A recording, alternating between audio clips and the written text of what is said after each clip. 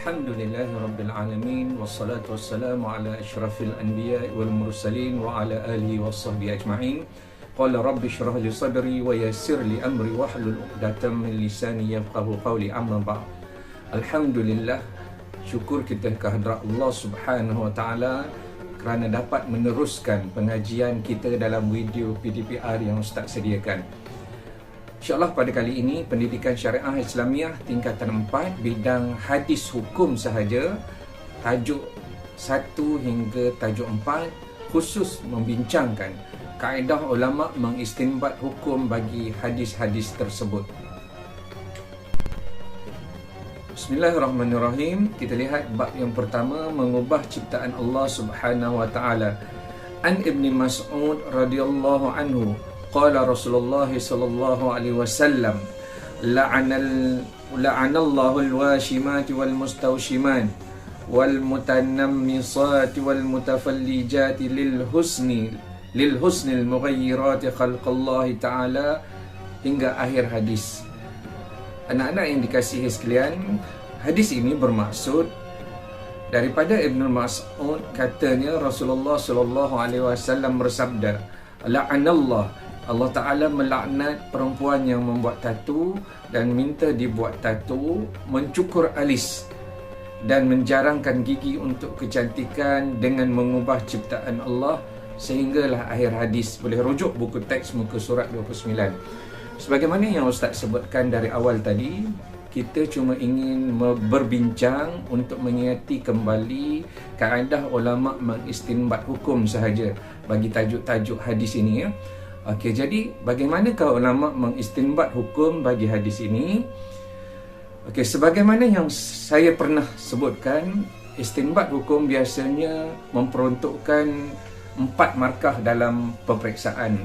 Jadi bagaimana kita tidak kehilangan 4 markah? Kenalah menjawab ikut teknik jawapannya yang betul. Baiklah, yang pertama sekali, bagaimana ulama mengistinbat hukum mengubah ciptaan Allah itu tadi. Yang pertama ialah berdasarkan lafaz la'anallah. Okey, yang pertama berdasarkan lafaz la'anallah. Yang kedua, lafaz ini bermaksud, la'anallah bermaksud Allah Ta'ala melaknat. Okey, lafaz la'anallah bermaksud Allah Ta'ala melaknat. Hal ini menjadikan semua perbuatan yang dilaknat Allah menunjukkan haram. Jadi semua perkara yang dilaknat adalah haram. Dan kesimpulannya, oleh itu hukum membuat tatu dan minta dibuat tatu, mencukur alis dan menjarangkan gigi untuk kecantikan adalah haram. Okay. Jadi 4 langkah ini kita perlu ikut supaya kita tidak kehilangan markah dalam menjawab soalan kaedah mengistinbat hukum. Bab yang kedua, syak dalam solat. An Abi Sa'id Al-Khudri radhiyallahu anhu qala Rasulullah sallallahu alaihi wasallam, idza syakka ahadukum fi salatihi falam yadri kam shalla athalasan am arba'an falyatrah syakka wal yabni ala mastayqana summa yasjudu sajdataini qabla an yusallima, fa in kana shalla khamsan syafa'na lahu salatahu wa in kana shalla itmaman li arba'in kana targhiman lisyaitan. Artinya, daripada Abu Sa'id Al-Khudri, katanya Rasulullah sallallahu alaihi wasallam bersabda, apabila seseorang itu syak atau ragu-ragu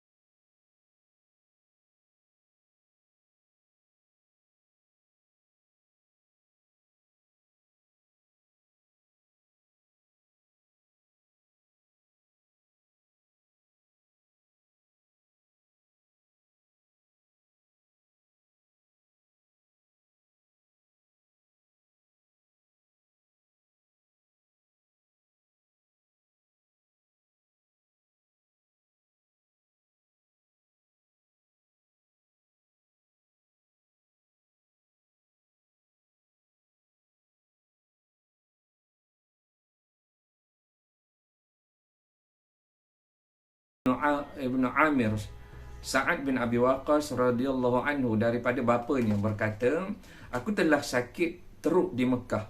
Kemudian aku sembuh dan daripada sakit yang boleh membawa maut itu. Maka Rasulullah sallallahu alaihi wasallam sentiasa melawatku.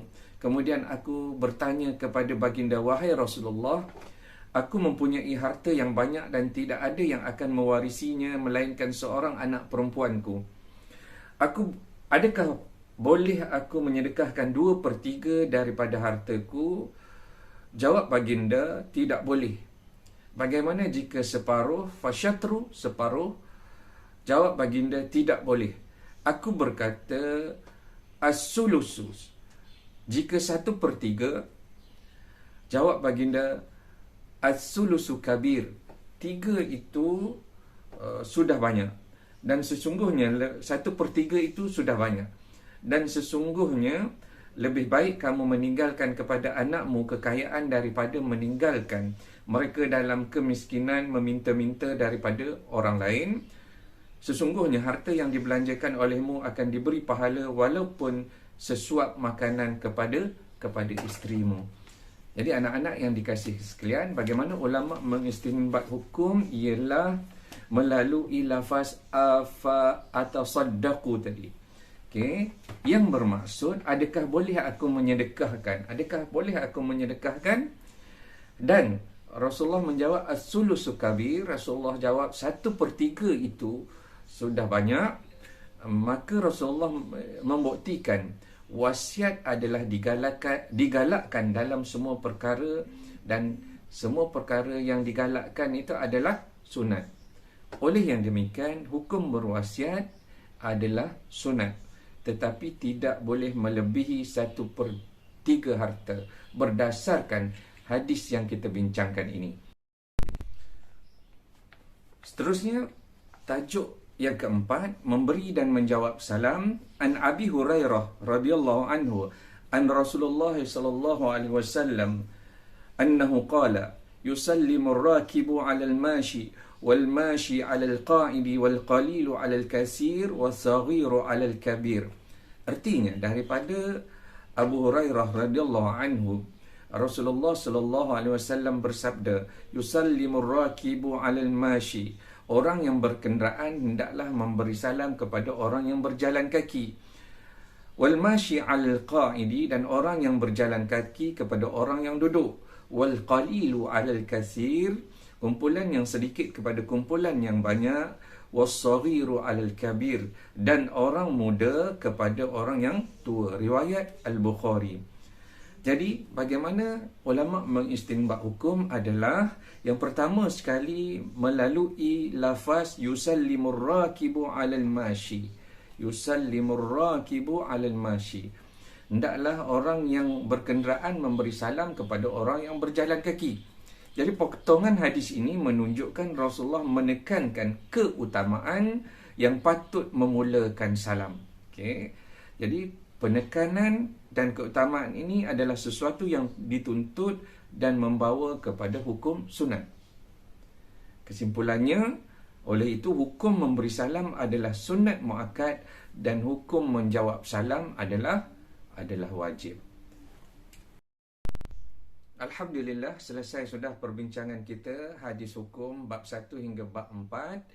Kaedah ulama mengistinbat hukum bagi hadis-hadis tersebut. Semoga bermanfaat dan jangan lupa like dan subscribe channel Ustaz.